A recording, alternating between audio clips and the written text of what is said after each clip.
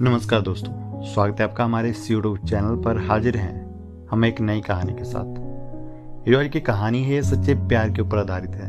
I hope आपको ये कहानी जरूर अच्छी लगेगी। एक मिडिल क्लास परिवार का लड़का जिसका नाम माधव था, एक कॉलेज में पढ़ाई कर रहा था। बचपन में एक कार दुर्घटना में उसके माँ बाप की मृत्यु हो जाती है।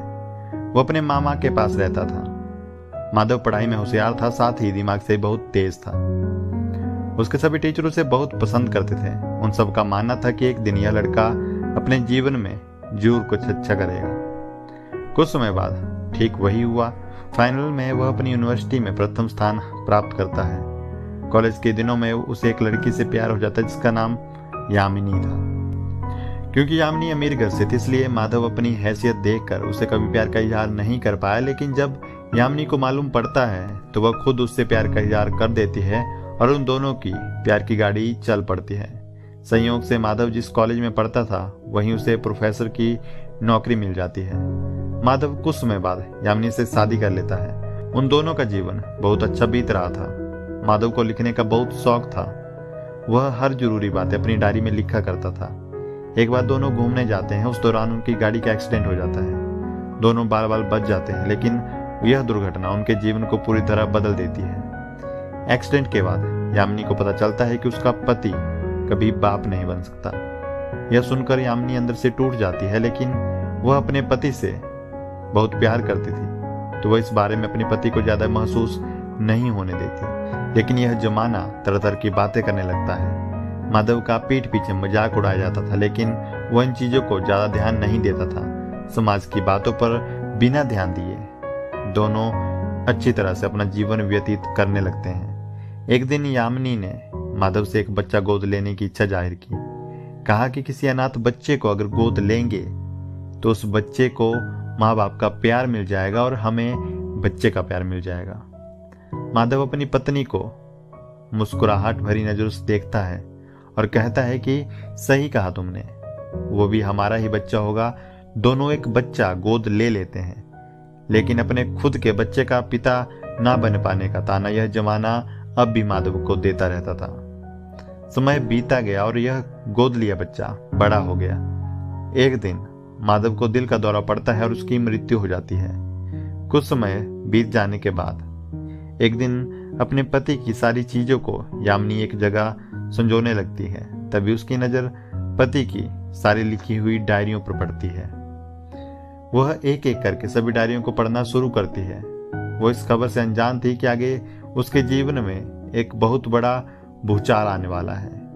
एक डायरी के अंदर एक लिफाफा होता है और उस लिफाफे को जैसे ही वो खोलती है और उसे पढ़ती है तो मानो उसके पैरों से जमीन खिसक जाती है। आंखों से आंसू की जलधारा बहने लगती है।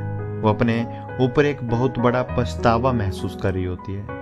उस लिफाफे में डॉक्टर की एक रिपोर्ट थी जिसमें लिखा था कि इस एक्सीडेंट में आपकी पत्नी की मां बनने वाली जगह पर गहरा जख्म हो गया है और वह अब कभी मां नहीं बन सकती। यामिनी का दिमाग सुन पड़ जाता है। अब बस वह रोई जा रही थी और रोई जा रही थी। दुखड़ा सुनाए भी तो किसे सुनाए। फिर वह डायरी के अगले पन्ने को पढ़ना शुरू करती जिसमें दुर्घटना वाले दिन के बारे में लिखा होता है। माधव ने लिखा था कि जैसे ही इस बात को मैंने जाना तो डॉक्टर से हाथ जोड़कर विनती करते हुए कहा कि इस बारे में मेरी पत्नी से कुछ भी ना कहा जाए, बल्कि यह कहा जाए कि मैं कभी बाप नहीं बन सकता, क्योंकि वो इस बात को बर्दाश्त नहीं कर पाएगी और ये जमाना उसे बांझ कर उसका जीना मुश्किल कर देगा और उसके पीठ पीछे तरह तरह की बातें करेगा जो मैं बर्दाश्त नहीं कर पाऊंगा। इसलिए आप सारे दोष मुझ पर डाल दें।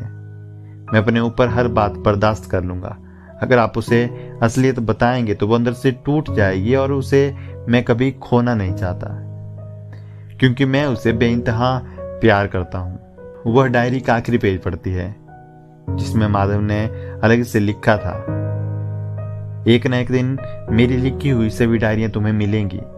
तुम इन्हें जला देना। मैं नहीं चाहता कि दुर्घटना के बारे में कभी जान पाओ, क्योंकि इससे तुम्हें धक्का लगेगा और मैं तुम्हें कभी दुखी नहीं देख सकता। तुम्हारे चेहरे पर हमेशा मुस्कुराहट अच्छी लगती है, जिसे देखकर मैं पहली बार ही तुम्हें दिल दे बैठा था। मुझे यह भी मालूम है कि तुम मुझसे बेइंतहा मोहब्बत करती हो, जिसका जीता जागता प्रमाण है तुम्हारा मेरे साथ हर हाल में रहना। तुम चाहती तो मुझे छोड़कर दूसरी शादी कर सकती थी, परंतु तुमने ऐसा नहीं किया। मैं हर जन्म में तुम्हें पत्नी के रूप में पाऊं, यही मैं भगवान से प्रार्थना करता हूं। आज तुम मुझसे एक वादा करो कि कभी इस बात का जिक्र किसी से नहीं करोगी और ना ही अपने आप को कभी दोषी मानोगी। यामिनी की आंखों में आंसू बहे जा रहे थे। यह सोच रही थी कि मेरे लिए इतना बड़ा बलिदान।